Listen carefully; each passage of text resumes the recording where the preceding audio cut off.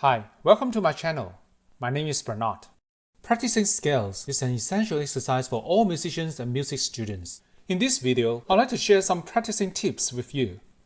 Many students complain, saying that practicing scales is one of the most boring things ever. And even you have practiced them for many times, they just never seem to be perfect. There are always mistakes somewhere. Traditionally, in scale practice, we will play a parallel octave, country motion, or parallel third, or parallel sixth, etc. It's true that these ways can help you master the scales and train up your finger control. However, it's not very helpful for playing improvisation. When a jazz musician uses scales for their improvisation, they often put them into different patterns or short musical ideas. So here is my first tip for your practice. Break the scale up into patterns made up of intervals.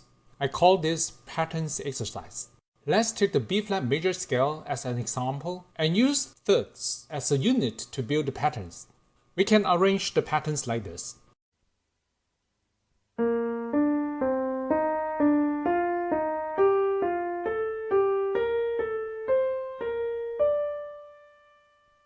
By using thirds only, we can already build these 4 different patterns. Then we can further develop these patterns into different scale exercises.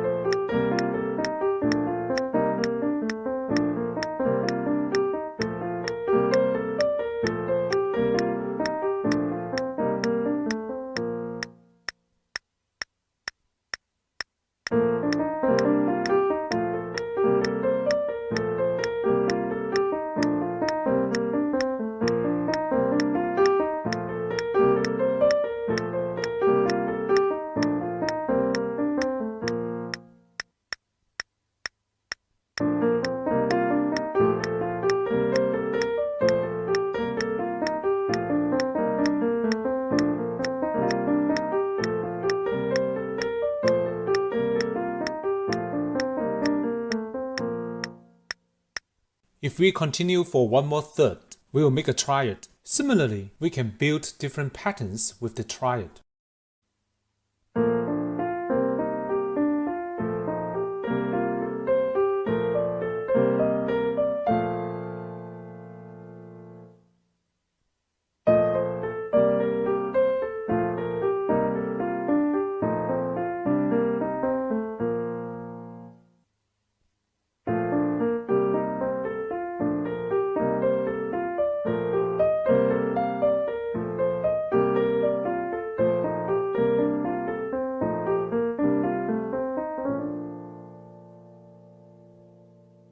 We can also arrange it into ascending or descending patterns.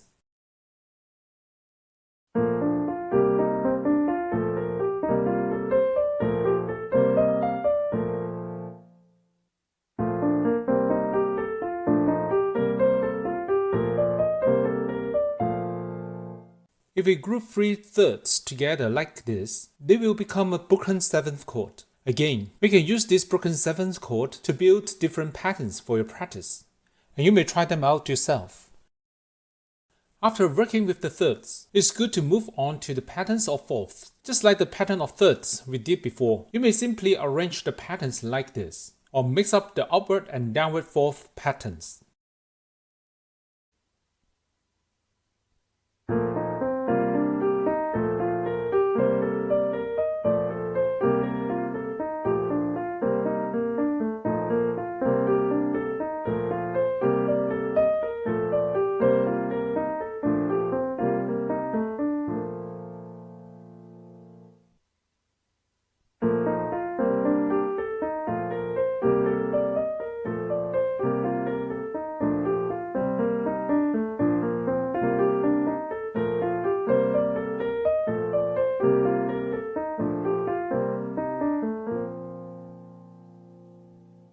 If you want to play more, you may continue with one more fourth above and make a quarter chord.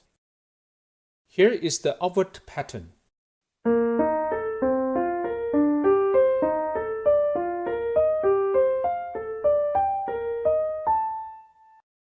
And its downward pattern.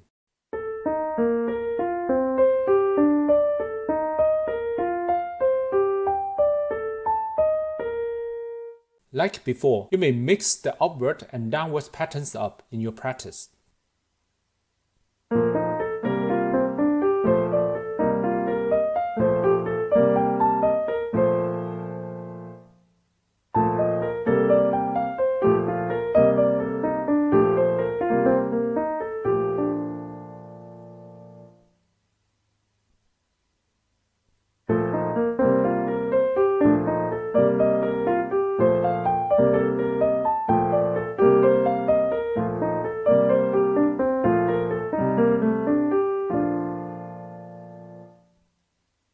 Here's a little summary of playing through the patterns exercise. Regarding the patterns, you may design your own patterns and build your own exercise, then practice both ascending and descending directions systematically.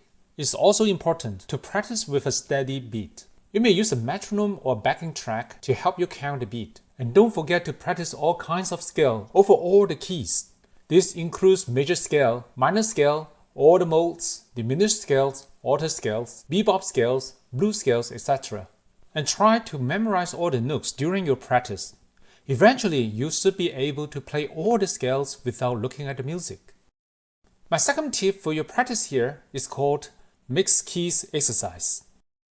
As the name states, mixed keys exercise means putting the scales from different keys together in your practice. For example, after playing the C major scale, you will jump to the next key at once, like F major. Then you may play like this example, changing the key by following the circle of fourths. After C major, F major comes, then B flat major, E flat major, A flat major, and so on, until you get back to C major and complete the circle.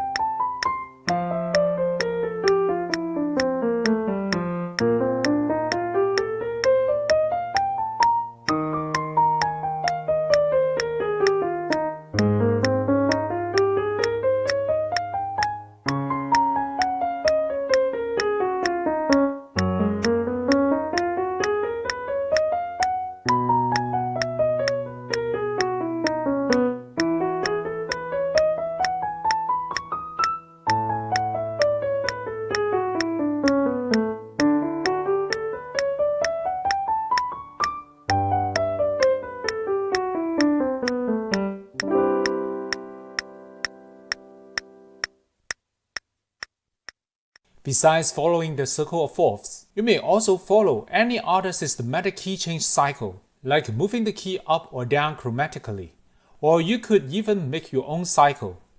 No matter which cycles you are following, the goal of your practice is to go through every key effortlessly and smoothly. You may also combine the patterns exercise with the mixed keys exercise. And also don't forget to keep your beat with the help of a metronome or backing track during your practice, and to play all kinds of scale you know with this method. Here's my third tip, mixed modes exercise. This is similar to the mixed keys exercise. Here we have 7 diatonic modes starting from the same tonic, and you may play them all in order.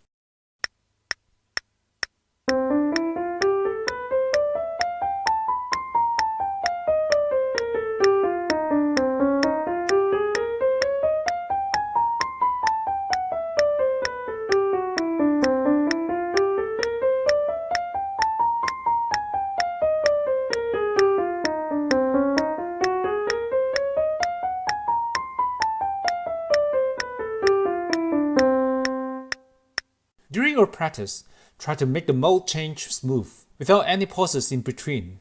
That's why using a metronome or backing track to keep your time is very important. Also, you should aim to practice them throughout all the keys. These are the 3 tips on scale practice I wanted to share with you today.